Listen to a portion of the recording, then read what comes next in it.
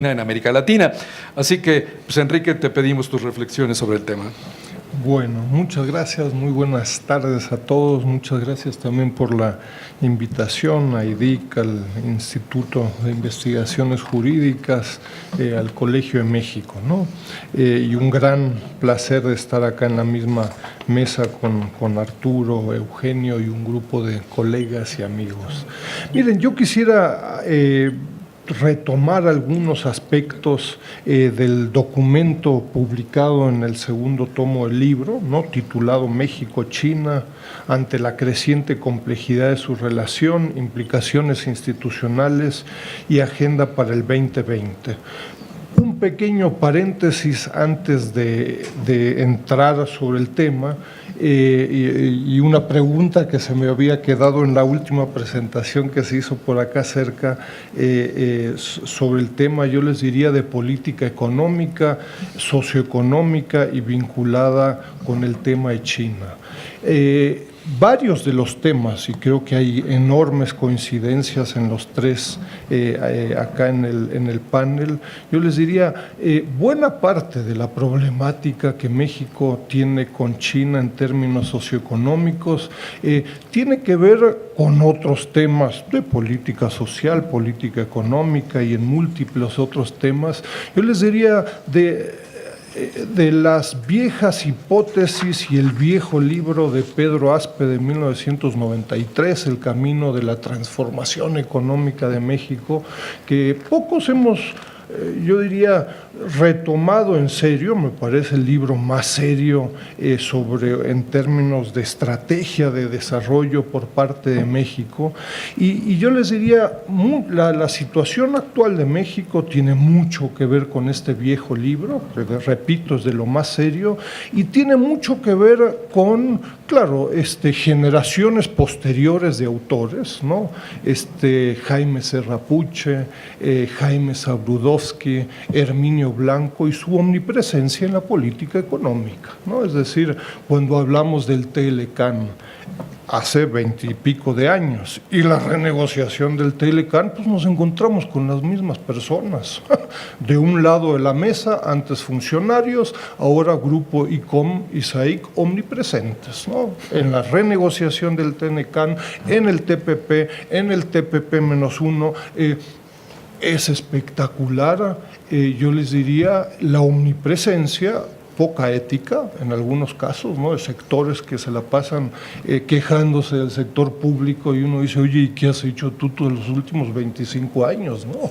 Pero bueno, es un tema no mío, del Papa Francisco, pero bueno, pero con una racionalidad, que volveremos al tema en un momento sobre China, con una racionalidad impecable, todas estas correas de transmisión, por qué el salario mínimo en México no puede y no tiene que crecer porque son inflacionarios, ¿no?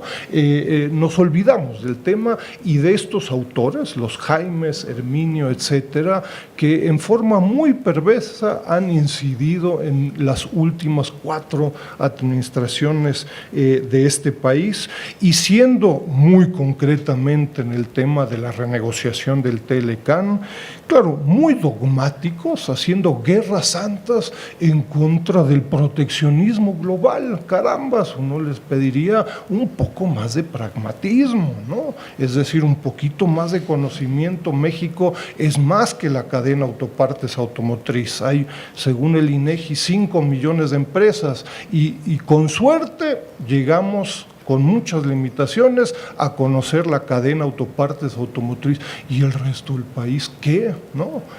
Llama la atención, hay una colusión ahí de intereses con muchos pesos y dólares en medio, que llama la atención y que ha sido muy perversa para México, y yo diría que además refleja la profunda crisis del Ejecutivo actual. En el Plan Nacional de Desarrollo se plantea el principal acuerdo comercial para México, 2013-2008, es el TPP. Y por supuesto que se da por sentado que la renegociación del que el TLCAN va a continuar. Pues estamos con que el TPP está muerto, ¿no? El TLCAN, pues la moneda está en el aire y sacaron ahora de la manga un TPP-1, que ni los industriales están informados, olvídense que hubieran participado. Este grupo de autores, funcionarios, trasnochados, ¿no? Tal vez hace 30 años sus teorías eran interesantes, tienen que actualizarse. Este grupo ha sido muy nocivo para la política económica de este país, entre otras, y ahora sí entramos al tema, pues porque el tema de China para este grupo de personas no ha sido relevante, ¿no?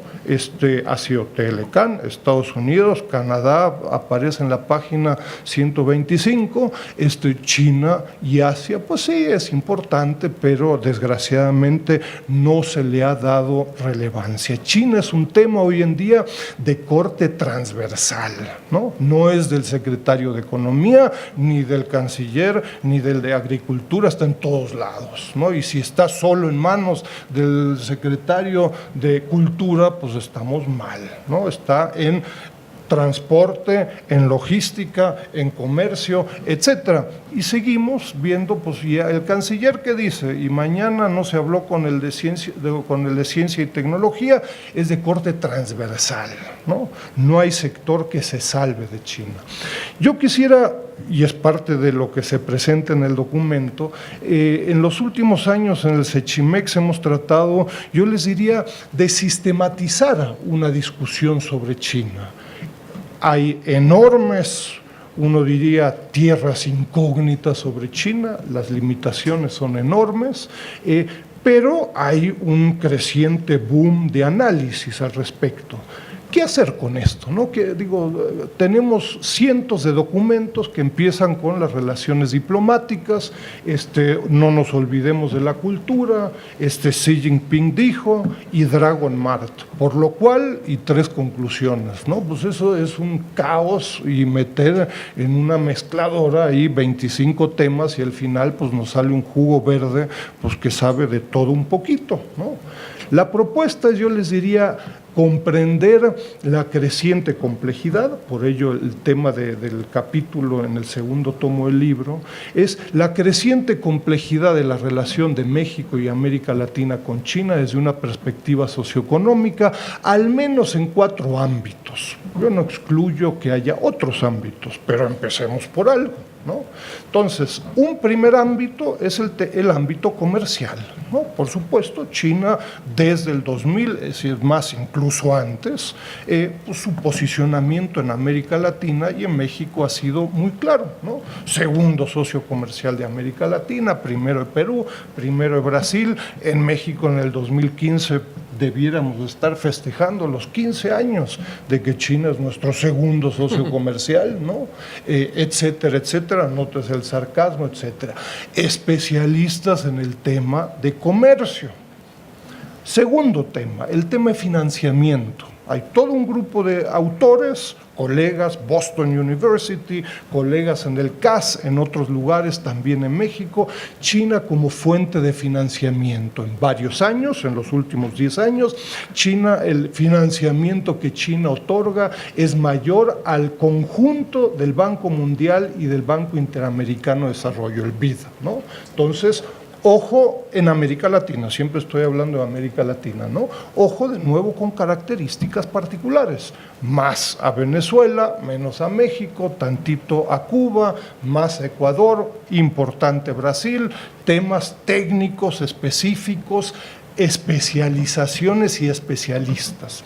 Tercer tema, primero comercio, segundo financiamiento, tercero el tema de la inversión extranjera directa de China, la salida de la OFDI en inglés, Overseas o Outbound Foreign Direct Investment. Ayer en el Sechimex y en esta red académica de América Latina y el Caribe presentamos el esfuerzo de 9 meses de hacer un registro, contabilidad, estadísticas con análisis y una revisión bibliográfica sobre el tema de inversión china, 2000-2007, por transacciones, por países, por tipos de propiedad, etcétera. Requiere de conocimiento especializado, no es lo mismo que comercio, no es lo mismo que financiamiento.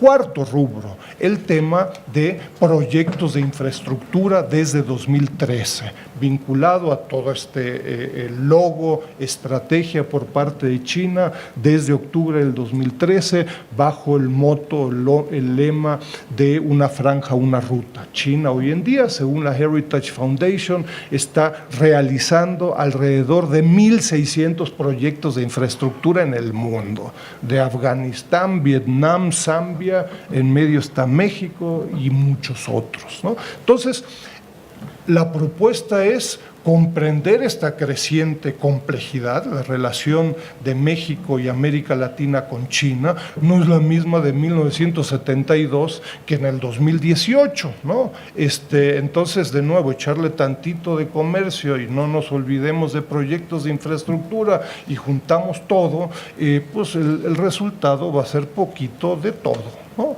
Entonces requerimos, es la propuesta, de especialistas y especializar la discusión.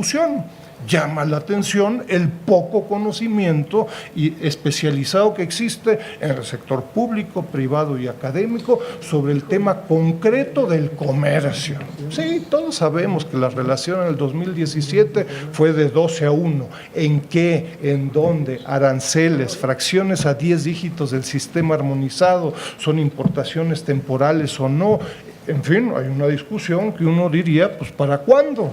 Sobre el tema del financiamiento no les cuento, y sobre proyectos de infraestructura hay poca especialización. La propuesta es: tomémonos en serio a la China del 2018 y generemos conocimiento especializado. De otra forma, pues, las propuestas de una agenda futura al 2020, si es de todo un poco, y no nos olvidemos de 25 otros temas relevantes, pues va a ser en el mejor de los casos difusa, por no decir caótica, ¿no? Entonces, de nuevo, bueno, al respecto, entonces, existe una bibliografía en México. ProMéxico ha hecho cosas, economía también, etcétera. Segundo tema, yo les diría, entonces, uno, el tema de una propuesta de estructurar la discusión con China. Ojo, abierta a otros temas, pero yo diría, empecemos por lo menos por algo y no tratemos 25 temas al mismo tiempo, con propuestas de política en la mayoría de los casos muy débiles. Y segundo tema, yo les diría, el tema de las instituciones, ¿no? Llama la atención en América Latina, ojo, también en China, y particularmente en México, de muy débiles instituciones que se dedican al tema de China, ¿no? Uno diría, oye, pues si China es tu segundo socio comercial desde hace 15 años, pues has de tener una subsecretaría en economía, pues de 25 pisos con 500 personas trabajando sobre China, ¿no? Y además está demandando importaciones y tiene un gran potencial y nos va a sacar del barranco como Trump nos saca la lengua, etcétera. Pues no, ni 500, ni 50, ni 5, ¿no? Especialistas trabajando 26 horas diarias sobre China, ¿no? No existe, ¿no? Entonces tenemos un sector público muy pobre en economía, en la Cancillería, en transporte, en lo que ustedes quieran, y bueno, con eso entramos y le aplaudimos a Reforma y todos en contra del sector público. Ojo, el sector empresarial y privado está peor, ¿no? En el Sechimex llevamos 250 conferencias con nuestros amigos del sector privado, lloramos y lamentamos nuestras situaciones, etcétera, etcétera. Es lamentable la situación, el nivel, el financiamiento, el análisis, olvídense de propuestas, digo, ¿no? El nivel de propositivo de los organismos empresariales que se especializan en China en México, ¿no? Son 2 o 3 pobres, ¿no? los invito a revisar las conferencias de organismos empresariales chinos, mexicanos, amigos. Yo no estoy insultando a nadie, sino estoy diciendo simplemente así está la situación. Y por último, en el sector académico, la situación pues no es mejor, ¿no? Uno de nuevo esperaría 25 pisos, cantidad de centros de investigación, etcétera, y por ahí hasta me permitiría plantear, lo he hecho en otros escritos, de que por el contrario, somos cada vez menos, ¿no? Es decir, esfuerzos que se hicieron en otras instituciones, en Colima, en el Colegio de México, etcétera, pues están desapareciendo, ¿no? Entonces, de nuevo, si no se hace un esfuerzo institucional, y no estoy hablando de miles de millones de nada, pero una apuesta institucional en el sector público, en el sector empresarial y en el sector académico, pues la pregunta es ¿con quién? En esta legislatura no ha habido un legislador, ni senador, ni diputado interesado en el tema de China. Olvídense que trabaje sobre China, que interesado, ¿no? Bueno, pues entonces la pregunta es, sí, 2020, en los próximos 2 de julio, vamos a hacer todas cosas sobre China. Pues todos, ¿quién? No, la caballada está bien flaca y hay que pensar en el corto, mediano y largo plazo, ¿no?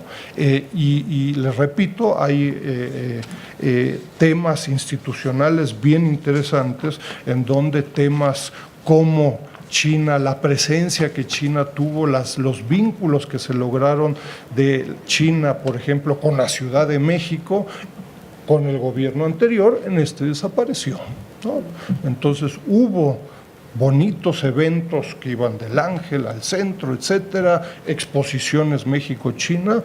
Es bien difícil hacerlos, es bien fácil decir vamos a cerrarlos. Termino simplemente señalando, en el documento se hace incluso toda una propuesta, lo había olvidado, pero sobre una propuesta de las zonas económicas especiales en México y el caso del puerto de Lázaro Cárdenas, ¿no? Es una propuesta, yo les diría, bien concreta, bien puntual, en donde con un bagaje, uno diría, institucional, con conocimiento, con la participación del sector público, privado y académico, creo que tiene un enorme potencial. Ojo, si no contamos con instituciones que estén trabajando en el corto, mediano y largo plazo sobre el tema, pues será como en muchos otros, ¿no? En la parte final del documento, y bueno, yo simplemente destacaría en esta discusión de las zonas económicas especiales, con René hace un momento platicábamos al respecto, en 2 semanas vamos a tener justo una conferencia al respecto. Yo diría, son estos temas de enorme potencial. Ojo, como lo hemos discutido hace 15 años, pues la relación de México con China tiene un enorme potencial y lo discutiremos, ojalá que no, en otros 15 años y sigue siendo un enorme potencial. No se concreta, ¿no? Otros países sí lo están concretando. El puerto Lázaro Cárdenas tiene un enorme potencial, ¿no? Hoy. ¿Por qué? Pues porque tiene una empresa que se llama Hutchinson Ports, que es de las controladoras de puertos más grandes del mundo, que ya lleva más de 10 años en el puerto Lázaro Cárdenas. No necesitas una campaña en China intraempresa para presumir las cosas que funcionan y que no funcionan. Está in situ, no le tienen que contar lo que es Michoacán. La hemos entrevistado varias veces y pues no le cuenta nada, ¿no? Pero ahí está, con intenciones de expandirse, con un enorme potencial, me repito, con proveedores, para lograr agrupamientos de empresas chinas, etcétera, etcétera. Y vuelvo al tema en un momento. Termino simplemente señalando, en fin, que si uno busca plantear, y estamos haciendo varios esfuerzos al respecto en estas semanas, en estos meses, si uno busca plantear una agenda de México vis a vis China en el corto, mediano y largo plazo. Me parece que uno, es importante, fundamental, tomar mucho más en serio a China en los términos que planteaba Eugenio, en términos de lo que China plantea desde octubre del año pasado, su autopresencia como potencia mundial, su estrategia en el corto, mediano y largo plazo. Si no conocemos lo que plantea China, más allá de si estamos de acuerdo o no, pues nos vamos a seguir dando de topes, ¿no? No, es que competimos con China. Si hace 15 o 20 años competimos, hoy no. ¿No? La competencia es de Zacatepec contra Barcelona, ¿no? Entonces, si agarran enfermo a Messi, pues capaz que nomás nos golean 10-0, pero la competencia no existe. Entonces, se requiere de expertise, grupos de trabajo, etcétera. Se requiere de una evaluación de las instituciones que existen en la relación con China. Existe una comisión binacional México-China desde hace más de 10 años. Existe un grupo de alto nivel, GAN. Existe un grupo de alto nivel económico, GANE. Y existe un grupo de alto nivel de inversiones, GANI. Hay poca gente que conoce las diferencias, yo tampoco, ¿no? En este sexenio han sido instituciones cada día más oscuras, ¿no? En sexenios anteriores por lo menos nos invitaban a los interesados, nos toleraban. Hoy en día son reuniones cerradas, no se conoce lo que se va a discutir, mucho menos los resultados, y siguen en la agenda temas de hace 15 años, porque las estadísticas entre México y China siguen variando en un 300%. Seguimos en esas, ¿no? Los temas de la agenda de comercio, de inversión, de aduanas, no se solucionan. Entonces tenemos 4 instituciones de buen nivel, particularmente GANI, que la última reunión todavía fue presidida por Luis Videgaray, pues ya no. ¿Que para qué sirven? Pues no sé. No estoy diciendo que las tiremos a la basura, por el contrario, funcionalicémosla para tener un diálogo de alto nivel según los intereses de México en el corto, mediano y largo plazo. Si nos interesan temas de zonas económicas especiales, pues ahí tienes una institución, el GANI, con una contraparte del más alto nivel en China. No tienes que inventarte ninguna otra institución, ¿no? Me parece que es fundamental entonces crear un grupo de trabajo, ¿no? Horizontal, con participación pública, con participación empresarial, con participación académica, que trabaje 10 días al mes y se encuentren y trabajen sobre temas de China, no del Telecán.